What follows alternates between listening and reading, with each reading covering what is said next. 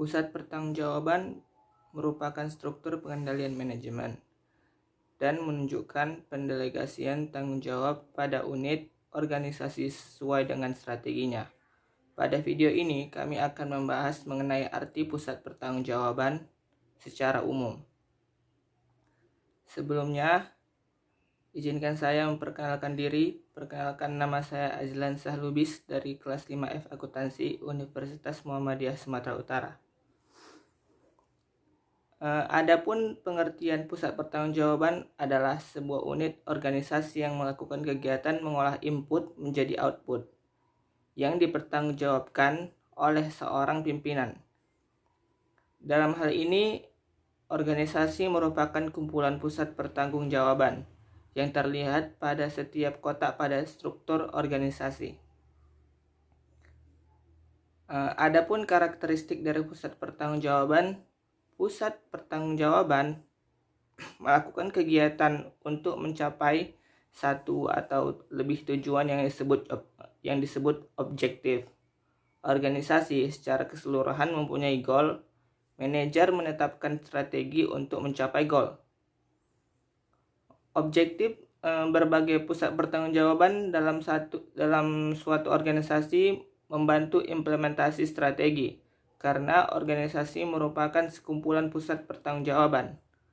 Apabila setiap pusat pertanggungjawaban mencapai objektifnya, maka goal organisasi akan tercapai. Dan hubungan antara input dan output adalah manajemen bertanggung jawab untuk mengoptimalisasi hubungan antara input dan output.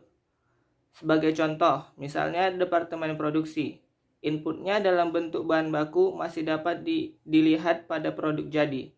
Pengendalian difokuskan pada bagaimana memanfaatkan input minimal untuk menghasilkan output yang diinginkan, yaitu sesuai dengan ketentuan dan standar kualitas yang ditetapkan pada waktu dan kuantitas seperti yang diinginkan. Pada beberapa kondisi, input tidak berkaitan langsung dengan output. Misalnya, biaya promosi yang dikeluarkan untuk meningkatkan pendapatan. Akan tetapi, peningkatan penjualan dipengaruhi beberapa faktor selain promosi.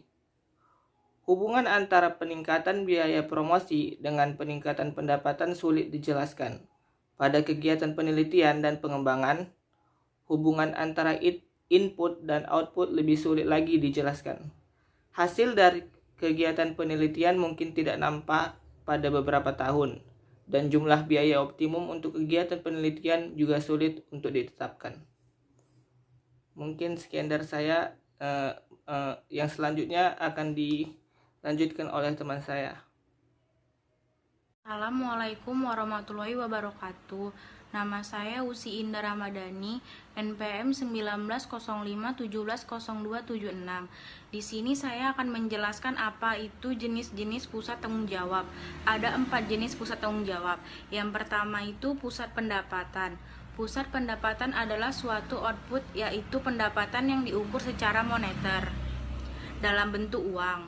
2. Pusat beban. Pusat beban adalah pusat tanggung jawab yang inputnya diukur secara moneter.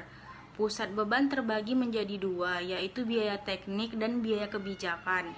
Yang ketiga, pusat laba. Pusat laba adalah suatu pusat pertanggungjawaban yang diukur dalam ruang lingkup laba, yaitu selisih antara pendapatan dan pengeluaran. Yang terakhir, pusat investasi. Pusat investasi adalah suatu pusat pertanggungjawaban yang prestasi manajernya diukur atas dasar perbandingan antara laba dengan investasi yang digunakan. Assalamualaikum warahmatullahi wabarakatuh. Nama saya Fitri Indriani, NPM 1905170284 dari kelas F5 Akuntansi Pagi. Nah, di sini saya akan menjelaskan apa itu karakteristik masing-masing pusat pertanggungjawaban. Karakteristiknya itu dibagi menjadi 2. Yang pertama, dia ada pusat pendapatan karakteristik. Nah, itu dia ada bagian-bagiannya lagi. Yang A, unit pemasaran atau penjualan yang tidak mempunyai tanggung jawab atas harga pokok penjualan barang-barang yang dipasarkan. Yang B, penjualan atau pesanan aktual diukur dengan anggaran atau kuota. Yang C, manajer dianggap bertanggung jawab terhadap biaya langsung di dalam unit organisasinya. Nah, pendapatan ini dikenal dengan dua macam aktivitas pemasaran, yaitu yang pertama, order outing adalah upaya untuk memikat pasar. Nah, contohnya itu seperti iklan, promosi, dan mencari order. Yang kedua, order filling. Nah, itu dia adalah kegiatan kasat mata yang sifatnya berulang, contohnya kayak packing, pengiriman, dan administrasi. Yang kedua, pusat beban memiliki karakteristik. Ada bagian-bagiannya, yaitu yang A, melaksanakan tugas atau pekerjaan yang tidak terkait dengan peroleh pendapatan atau laba. Yang B, diberi wewenang untuk mengatur biaya dalam rangka melaksanakan pekerjaan yang menjadi tugas-tugasnya. Yang C, prestasinya diukur berdasarkan perbandingan biaya yang dianggarkan dengan realitasnya. Sekian dari saya. Wassalamualaikum warahmatullahi wabarakatuh. Warahmatullahi wabarakatuh. Nama saya Matua Claudia Stumorang, MPM 1905170274. Di sini saya sedikit mau menjelaskan tentang karakteristik pengendalian beban kebijakan. Karakteristiknya terbagi menjadi 4, yaitu pembuatan anggaran, variabilitas biaya, bentuk pengendalian finansial, pengukuran kinerja. Pembuatan anggaran terbagi menjadi 2 faktor, yaitu kegiatan yang berkelanjutan dan kegiatan spesifik. Itu yang harus diperhatikan. Terus variabilitas biaya. Seperti pada biaya teknik, yang besarnya dipengaruhi perubahan volume. Biaya kebijakan tidak berfluktuasi dalam jangka pendek. Bentuk pengendalian finansial itu ditunjukkan untuk mengendalikan biaya dengan memberikan kesempatan manajer untuk berpartisipasi dalam perencanaan berbagai pendapat mengenai tugas yang harus dilakukan dan bagaimana tingkat kegiatan yang layak untuk setiap tugas. Itu kayak memberi arahan atau memantau kinerjanya.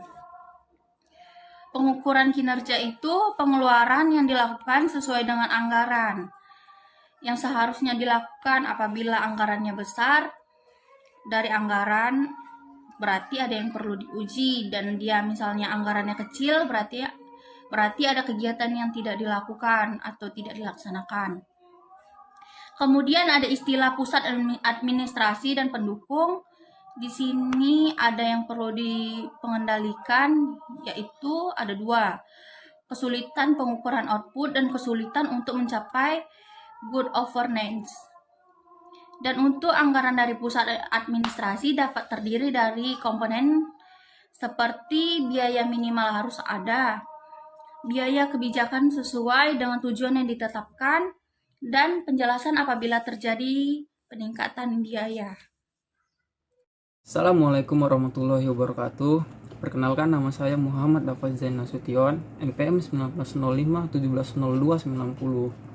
Nah, di sini saya akan menjelaskan pusat penelitian pengembangan. Adapun masalah pengendalian yang terdapat pada pusat penelitian dan pengembangan, yaitu ada 2. Kesulitan menghubungkan hasil secara input dan kesulitan untuk mencapai goal konkret. Nah, yang pertama, kesulitan menghubungkan hasil dengan input. Pada penelitian, sulit mengukur hasilnya secara kuantitatif. Tetapi, berbeda dengan pusat administrasi, pusat penelitian, hasilnya paling tidak dalam bentuk output yang tidak berwujud seperti paten, produk baru, proses produk baru. Tetapi, hubungan input dan output sulit ditetapkan secara tahunan karena waktu yang diperlukan dalam penelitian sangat bervariasi. Nah, yang kedua, kesulitan untuk mencapai goal konkret.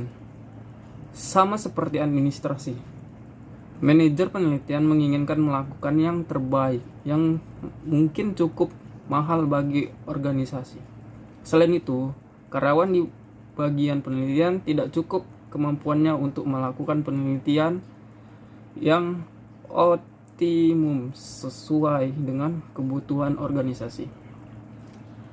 Dan untuk pengukuran kinerja, pada umumnya perusahaan mengevaluasi pada waktu yang ditentukan. Misalnya bulanan, kuartalan dengan membandingkan antara anggaran dengan hasil sesungguhnya.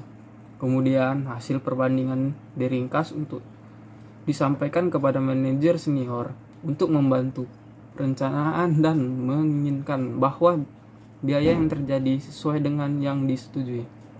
Nah, sekian video dari kelompok kami. Lebih dan kurang kami mohon maaf. Wassalamualaikum warahmatullahi wabarakatuh.